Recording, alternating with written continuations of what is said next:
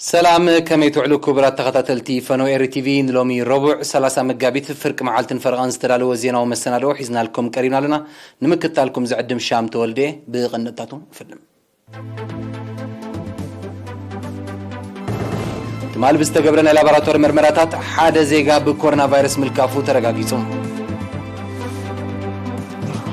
ابن الزبا قرده تساتفنه تمهارو ما عد تمرتن مبرخ كسر رحمت حساسه بقريبه بألاينت هماد زوب عن سباز تتخلى حرم حزاتي إيراتا حتاي أبسني وتاو بزحنت أبركتي قبرا تتكامنت كابن فاسن صحين زمنجو تتكا ساعات بعالم درجة وسيفو روسيا بكبابي كتما كييف كتكايرو نصلحت ودراو سرعيت كل علمتن كتقدلهم خانه حبيرا عيتوغات فلسطينيين بلعلي حالتات تصتا اسرائيل زكايرو متكعتات كم زحير تلفزيون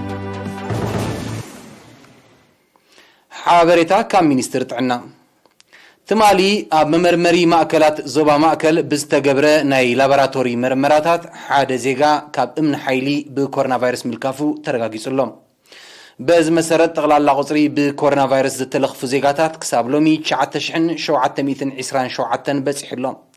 9620 كابزيوم حاويم زتفانو 103 بموز زتفليو 4 دما جناب هوسبيتال تعاقبهم زركبيهم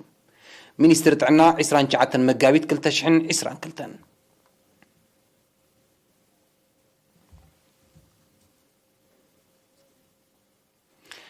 اب هاجراوي موكس هوسبيتال اورتا اب كل تشحن 21 لعلي كل تشحن 500 عوت مطبحتي كمتقايدم اب هوسبيتال حلافي كفل مطبحتي دكتور يوسف تولده حبيرم وكيل رينا يوناتان يعبيو بملكع صبصاب نزدالو تحستو فرتنا عندهم كتاربا هاجراو موكس هوسبيتال أوروتا أب كلتشحن إسران حدن سلسة مئتي تحت 14 عامت زعدميهم قل عزرو كبوم لعل كلتشحن 500 زيقاتات عوت مطبحت 5 كايدة قليتهم أبت هوسبيتال حلاف خفل مطبحتي دكتور يوسف تولدن يرينا بزهابو حبريتا حافشاو مطبحتي ناي رأسن متنن سرعة شنتي أفنجا إذنن قرورون سنن منقاقان كومون حكمناو مطبحتي نتحت 14 عامت زعدميهم هتاناتن قل عنزد تقلل أقل قلوت كمزوها بابريهم في المطبحتي ناي أوروتا هوسبيتال تفعلالي جنفرات اللوو أقومون حريناو ناي حافشاو مطبحت زبهال كفل لنا ناي رأسن متنن مطبحت زقبر له أهادو لنا خاب كسان العدن نبلو بزح غزي ناي إذني أفنجان قرورون مطبحت زقبر له أهادو لنا كمون ناي سنن منقاقان ناي هيصانات مطبحتي ناي سرعات شنتي مطبحتي زين اب شوعات جنافر تخفيلا اب تحتتي خفل مطبحتي تماخيلو نطفتاتو يكايد مالتي كابتم اقول جلوز زرخبو اتم 37 ميتاويت بهصوص رديت ناي مقطار معنطا بنتشته مس حمام شكوراس تاساسر رخصتاتن بسنك بحرياون ناي تشكركرتن حدغاتات مطبحت استغبرلهم اتم 36 ميتاويت دما بقطرا اقول جلوت مطبحت زرخبو مخانم دكتور يوسف توسخ غليصم تصبصاب نحرينايو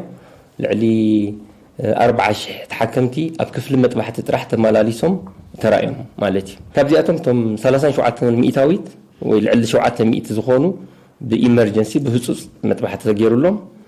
اتم 33 مئتاويت كا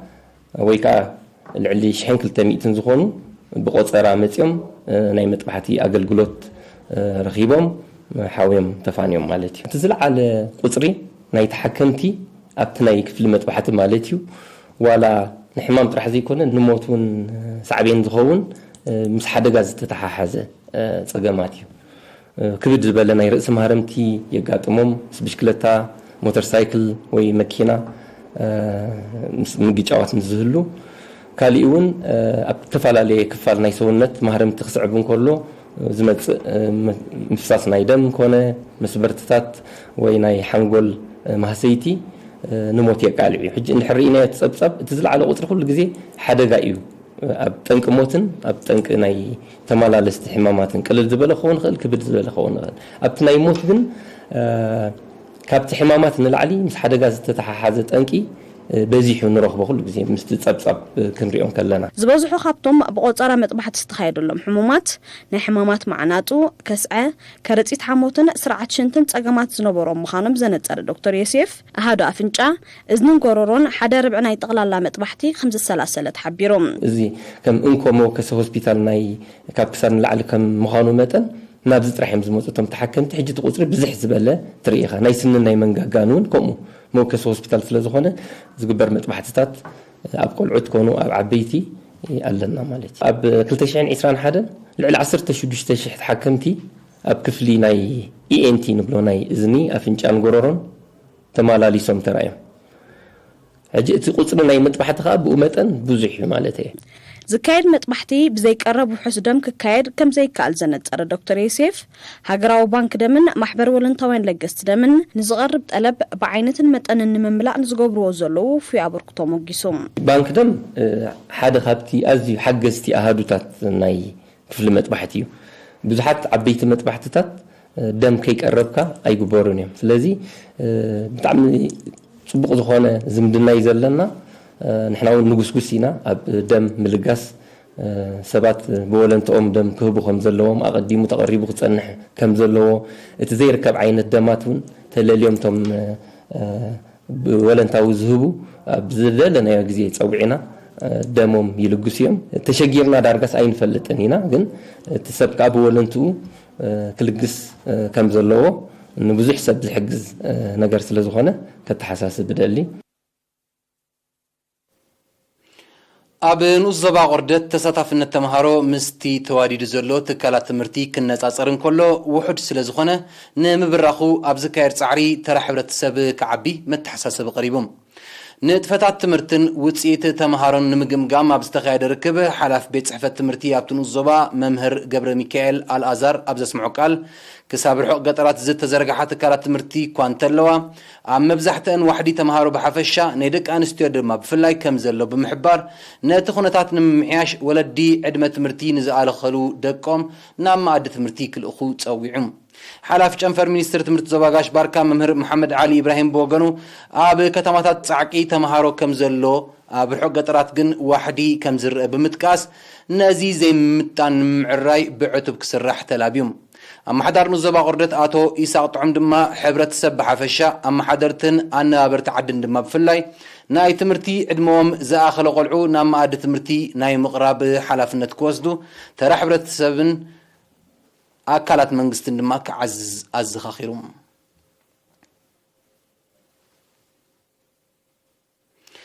ኣባላት ሃማደ ጨንፈር ዞባ ዓንሰባ ኣብ ንኡስ ዞባ ዒላ በርዕድ ኣብ ዝርከብ ሕሩም ሕዛእቲ ኢራ ታሕታይ ዝተኸሎ ፈልስታት ኣግራብ ኣብ ምርጋእ መሬትን ስነ ህይወታዊ ብዙሕነትን ጽቡቕ ውጽኢት ይርከበሎም ኣብ 40 ሄክታር ዝተመስረተ ሕሩም ሕዛእቲ ኢራ ታሕታይ ኣብ 2017 ናይ ምዕቃብ ማይን ሓመድን ንጥፈታት ምስ ተኻየደሉ 28000 ፈልስታት ቀላሚጦስን 12000 ዒቃን ብመልክዕ ወፈራታት ከም እተተኽለሉ ልዕሊ 9 ሚእታዊት ካብቲ ፈልስታት ድማ ከም ዝጸደቐ ዝጠቕስ ቤት ጽሕፈት ሕርሻት ንኡስ ዞባ ኣብ ትሕቲኡ ብርክት ዝበለ ባህርያዊ ኣግራብን ሳዕርን ይስስን ከም ዘሎ ኣፍሊጡ ንኹነታት ዝተተኽለ ኣግራብን ምዕዛብ ዑደት ዝገበራ ሓላፊት ሃማደ ዞባ ዓንሰባ ወይዘሮ ኣምና ሓሰን እትርከበን ኣባላት ማሕበር ተበፂሑ ዘሎ ደረጃ ውጽኢት ውፊይ ስራሕ ስለ ዝኾነ ብምጥቃስ ኣብ ዝድለ ደረጃ ክብጻሕ ከም ዝቕጽሎ ኣረጋጊጸን ሓላፊት ሃማደ ንኡስ ዞባ ዒላ በርዕድ ወይዘሮ ኣኽበረት ሰሎሞን በወገና ነቲ ሕሩም ሕዛእቲ ዝከታተሉ 5 ሰባት ብደረጃ ዓዲ ከም ተመርጹ ንቐጻልነቱን ውሕስነቱን ድማ ሓለዋ ተመዲብሉ ጽዑን ምክታል ከም ዝግበረሉ ብምጥቃስ ንተራን ኣበርክቶን ደቂ ኣንስትዮ ተኸባቢ ሞጊሳ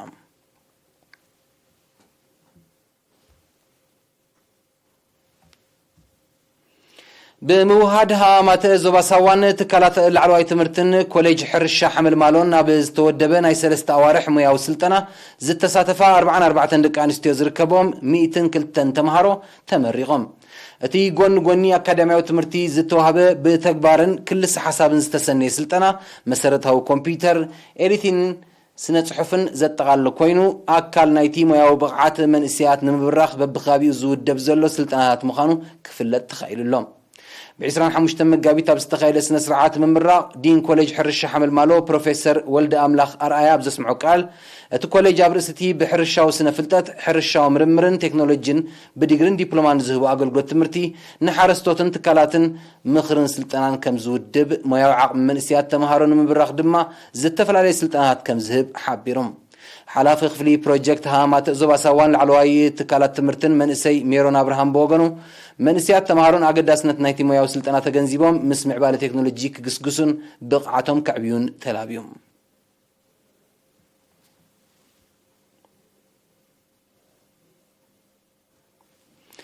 ኣብ ንኡስ ዞባ መንደፈራ ትግባረ ከም ዝሰረቱ መደባት ከባቢያዊ ፅሬት ኣብ ዓድታት 84 ሚእታዊት ከም ዝበፅሐ ሓላፊ ኣሃዱ ከባቢያዊ ፅሬት ኣቶ ኢሳቅ ገብረ ብርሃን ሓቢሮም ኣቶ ኢሳቅ ነዚ ዝገለጸ ዓድታት ኦኦን እምባከታይን ንዝዓመምኦ ስራሕ ኣፍልጦ ንምሃብ ብ27 መጋቢት ኣብ ዝተኻየደ ስነ ስርዓት እዩ ትግባረ ናይቲ መደብ ኣብ ፈለማ ፀገማት ኣጓኒፎም ምንባሩ ዝጠቐሰ ኣቶ ኢሳቅ ሳላ ብደረጃ ዓዲ ዝቆማ ኮሚቴታት ጥዕናን ሞያውያን ጥዕናን ዘካይድዎ ዘይሕልል ፃዕሪ ግን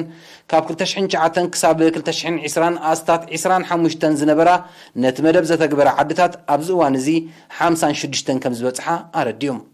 ተሪፈን ዘሎ 11 ዓድታት ከም ዘርክባ ንምግባር ድማ ይስራሕ ከም ዘሎ ብተወሳኺ ገሊጹም ሓላፊ ኣሃዱ ከባቢያዊ ጥዕና ዞባ ደቡብ ኣቶ ኪዳነ መስፍን በወገኑ ንኣገዳስነት ትግባረ ከም ዝሰረቱ መደባት ከባቢያዊ ፅሬት ኣብ ምክልኻል ተመሓላለፍቲ ሕማማት ብምጥቃስ ዜጋታት ነቲ ተዋዲዱ ዘሎ ብግቡእ ክጥቀሙሉን ክከናኸንዎን ተላብዩ ኣመሓዳር ንዞባ መንደፈራ ኣቶ ህዝቅያስ ውህበት ድማ ንነበርቲ ዓድታት ኦኦን እምባከታይን ስለቲ ኣድማዕ ተበግሶኦም ድሕሪ ምጓስ ተሪፈን ዘሎ ዓድታት ቅዱስ ቅንኢ ክሕድራ ኣዘኻኺሮም ቀፂሉ ዝቐርብ ኣህጉራዊ ዜና እዩ ንምክትታልኩም ደጊመ ብኽብሪ ዕድም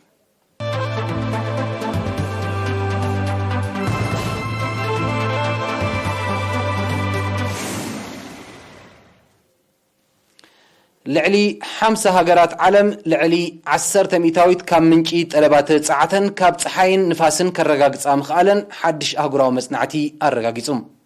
ልዕሊ 10 ሚእታዊት ካብዚ ኣብ ጥቕሚ ዝወዓለ ተተካእ ፀዓት ኣብ ዝተፈላለየ ሃገራት ካብ ዝተተኽለ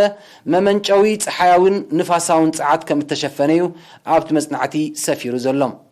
ኣብዚ መዳይ እዚ ጽቡቕ ገስጋስ ዘመዝገባ ሃገራት ሆላንድ ኣውስትራልያን ቪየትናምን ምዃነን ዘነፀረት መጽናዕቲ እተን ሃገራት ልዕሊ 10 ሚእታዊት ካብ ዘድልየን ፀዓት ካብ ተተካኢ ምንጭታት ከውሕሳ ከም ዝኽኣላ ገሊጹ እንተኾነ ግን ምስ ምፍኳስ ቅጥዕታት ምክልኻል ለበዳ ኮቪድ-19 ተጠቃምነት ነዳድን ከሰልን ከም ምንጭ ፀዓት ድሕሪ 1985 ክብረ ወሰን ብዝሓደ ደረጃ ከም ዝዓረገ ኣብቲ መጽናዕታዊ ጽሑፍ ሰፊሩሎም ኣብዚ እዋን ዝርአ ዘሎ ናህሪ ዋጋ ነዳድን ባህርያዊ ጋዝን ኣብ ዓለማዊ ዕዳጋታት ሃገራት ተመርኳስነተን ኣብ ተተካእ ፀዓት ከዕብያ ዝደፋፍእ ብምዃኑ ኣብዚ መፅእ ዓመታት ብዕፅፍታት ክውስኽ ትፅቢት ከም ዝግበር ክኢላታት ተዓውዲ ይእምቱ ልዑል መጠን ተጠቃምነት ከሰልን ነዳድን ከም ምንጭ ፀዓት ዝፈጥሮ ብከላ ካብ ቀንዲ ጠንቂ ናይቲ ብደረጃ ዓለም ዝርአ ዘሎ ክሊማዊ ነውፅን ንሱ ዘውርዶ ዘሎ ዕንወትን ምዃኑ እዩ ዝሕበር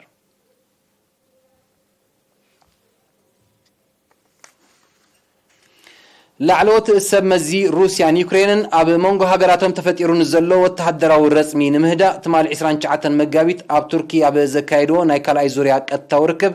ውፅኢት ከም ዘይተረኽቦ ተሓቢሮም ሩስያ ነቲ ዘተ ንምድጋፍ ኣብ ከባቢ ርእሰ ከተማ ኪየቭ ከተካይዶ ንፀንሐት ወተሃደራዊ ስርሒት ብልዑል መጠን ከተጉድሎ ምዃና እኳ እንተሓበረት ዩክሬን ግን እቲ መብፃዕታት ምስ ኣባይታ ዘሎ ኩነታት ከም ዘይቃዶ ብምጥቃስ ካብ ሓቂ ዝረሓቐ ክትብል ነፂጋቶላ ዩክሬን በወገና ብሩስያ ንዝቐረበ ጠለባት ከተማልእ ቁርብነታ እኳ እንተረጋገፀት ሩስያ ግን እኹል ከም ዘይኮነያ ትሕብር ዘላ በዚ ድማ እቲ ኣብ ከተማ ኢስታንቡል ዝተኻየደ ካልኣይ ርክብ ጌና ምርድዳእ ዘድልዮም ጉዳያት ከም ዘለውን ከም ዝድለ ገስጋስ ከም ዘይተረኽቦን ተሓቢሩ ፕሬዚደንት ቱርኪ ጠይብ ኤርዶጋን ኣብ ዝሃቦ መግለፂ እቲ ርክብ ክልቲኦም ወገናት ሕድገታት ክገብሩ ንዘለዎም ቁርብነት ዘረጋገፀ ምንባሩ ብምጥቃስ ፕሬዚደንታት ሩስያን ዩክሬንን ተራኺቦም ክዝትዩ ተኽእሎ ከም ዘሎ ኣሚቱ ፕሬዚደንት ዩክሬን ቮሎዲሚር ዘለንስኪ ጸጥታዊ ውሕስነት ዞባታት ሉሃንስክን ዶነስክን ከምኡን ዩክሬን ብዘይ ሻራዊ ስርዓት ክትመሓደር ዝብል ጠለባት ሩስያ ንምትግባር ሃገሩ ድልውቲ ከም ዘላ እንተኾነ ግን እዚ ብኣህጉራዊ ኣልያ ዝተዋሕሰ ክኸውን ከም ዘለዎ እዩ ዝሕብር ዘሎ ሩስያን ዩክሬንን ቅድሚ 2 ሳምንታት ኣብ ቱርክ ዘካየድዎ ተመሳሳሊ ቀጥታዊ ርክብ ብዘይፍረ ከም ተዛዘመ ይዝከር عطوقات فلسطينيين تمال 29 مغابيت ابو وسناسن كتما تيل افيف ابل على زركب مفتش نقطه بزفصمو متقعتي حمشت ابالات صتا اسرائيل كمتقتلوا مع كنا زينا اقاليحن از متقعت زي مغصلتا نايتي اب زحلفه معلتات زتخايده متقعتي فوكس برت مخانو تحبيرهم ሚኒስትር ምክልኻል እስራኤል ንፈጸምት ናይቲ መጥቃዕቲ ኣብ ምህዳን ከም ዝርከብ ብምጥቃስ ተመሳሳሊ መጥቃዕቲ ንምግታእ ሓይልታት ጸጥታ ኣብ ዝለዓለ ተጠንቀቕ ክጸንሑ ትእዛዝ ኣመሓላሊፉሎም ቀዳማይ ሚኒስተር ናፍታሊ ቤነት ብወገኑ ብዛዕባ እቲ ጉዳይ ንምዝታይ ህጹጽ ኣኼባ ኣባላት ካቢነኡ ጸዊዑሎም እዚ መጥቃዕትታትን ሓይልታት ጸጥታ እስራኤል ዝወስድዎ ዘለው ናይ መልሲ ግብሪ ስጉምታትን ዝጸንሐ ጸጥታዊ ዘይርጉነት ከም ዘብኣሶ ተንተንቲ ጸጥታዊ ምዕባለታት ይሕብርሎም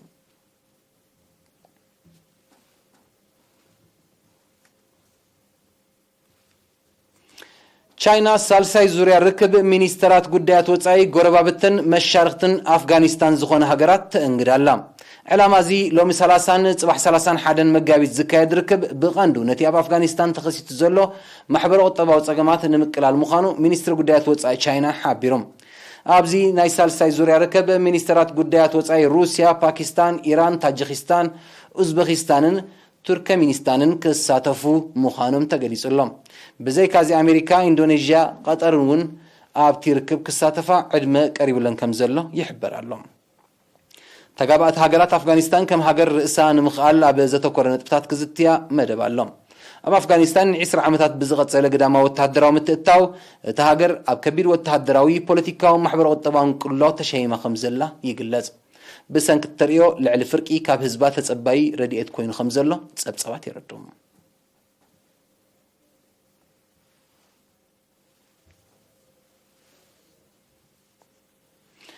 መንግስት ጋና ለበዳ ኮሮና ቫይረስ ንምግታ ንልዕሊ ክልተ ዓመታት ዓጺዎ ንጸንሐ ደባት ሃገሩ ክኸፍት ወሲኑ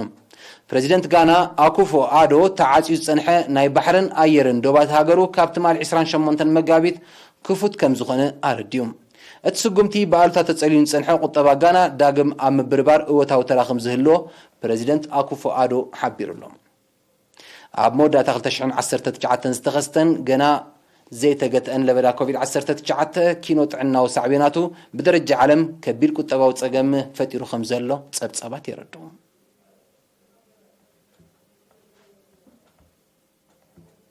نلومي ربع 30 مغابيت فرق معلتن فرغان زتلالو زيناو مستنادو نمزام كنتاتو كدغملكم تمال بستقبرنا لابراتور مرمراتات حدا زيغا بكورونا فيروس ملكافو ترغانيت ابن زبا قردت تساتفنا تمهارو اما اد تمرتن مبراح كسراح مستحسس بخير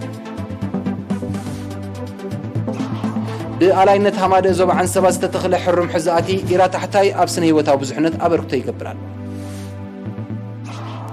تتكا منت كاب نفاسن صحين زمنجو تتكا ساعات بعالم درجة وسع روسيا بكبابي كتما كييف كتكايرون سلحت وتهدروا سريحت بالعلمة أن كتقدلو مخانحة عطوقات فلسطينيين قبل على حالتات ستة إسرائيل زكايرو متقعتات كم زحيلة تجلس ناس عسر لو زينهم السنة راب استاذ مولو زغط مدبات غير كاتب قدم